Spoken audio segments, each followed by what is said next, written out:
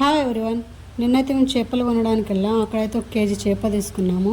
అందులో 1/2 కేజీ గుడ్లో ఉన్నాయి చేపలు. అయితే వాటితో అయితే నేను కర్రీ చేస్తే ఇది చాలా బాగుంది, చాలా టేస్టీగా కూడా ఉంది.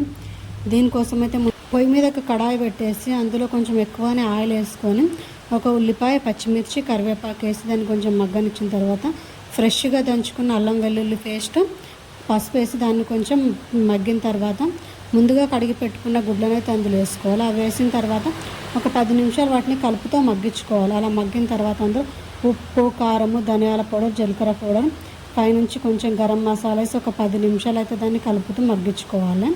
తర్వాత ఫైనల్గా అయితే రెడీ అయిపోతుంది. అందులో కొంచెం కొత్తిమీర వేసుకోవాలి. ఇది చాలా టేస్టీగా ఉంటుంది, చాలా అంటే చాలా టేస్టీగా ఉంటుంది. దీని అయితే ఉత్తగానే తినేయచ్చు. రైస్తో కానీ రొట్టెతో కానీ అవసరం లేదు. ఉత్తగా తినేయచ్చు ఎవరైనా. చాలా బాగుంటుంది. వీడియో నచ్చితే like and subscribe. Thank you for watching.